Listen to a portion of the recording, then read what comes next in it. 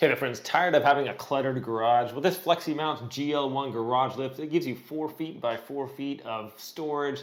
It conveniently hoists up to your ceiling so you don't have to worry about all these boxes and everything getting in your way. I'm going to show you how to set it up. All right, well, the first thing I did was put in this cardboard template.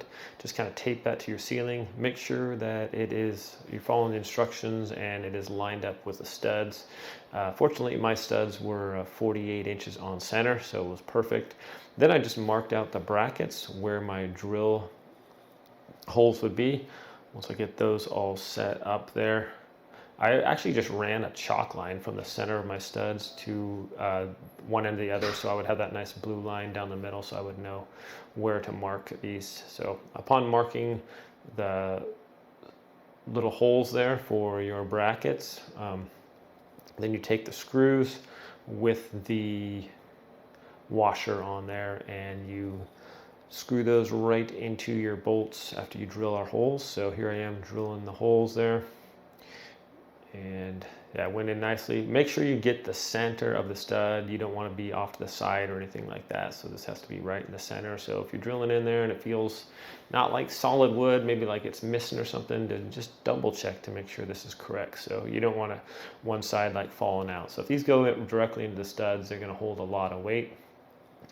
So I just drilled those right in there, and then we're good to go. Then we could mount our brackets. So brackets, just take your the supplied screws with the washer and screw those into the holes that you just drilled.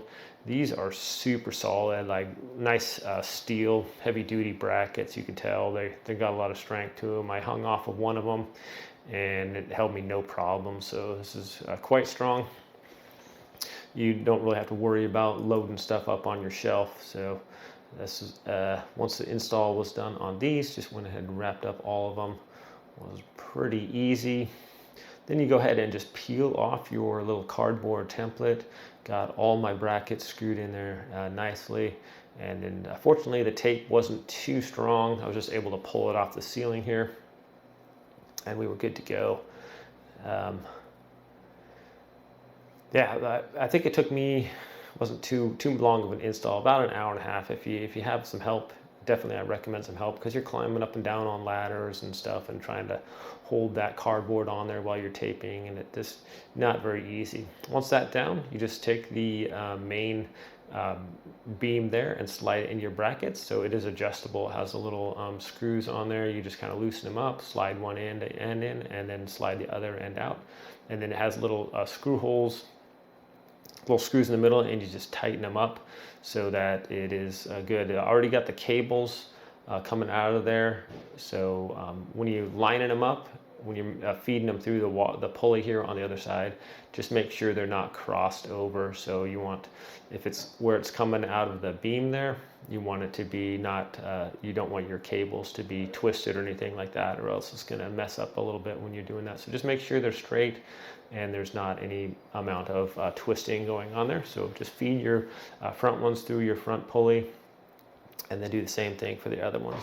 Now you assemble the screen here, just kind of lay it out, and that goes on top of the metal bars there, and then you have the little screws with a hook on them that just goes over the top of the metal frame there. So that holds that, and then you just attach your, when you do this, also make sure that your the wire frame isn't going over the holes and the ends. You want them in the middle, because your bolts for your pulleys go into the ends of each one. So these, you just slide them through, and you got put 2 nuts on the bottom.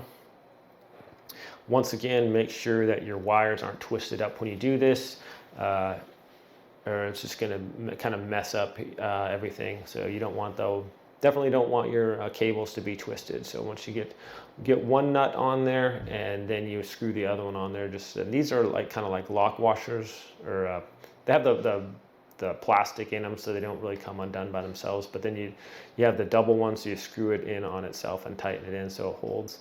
This can be adjusted a little bit so it's more level. Mine wasn't perfectly level, but I wasn't really worried about it. It's pretty close. So yeah, once you screw all those on, And then you're pretty much good to go. And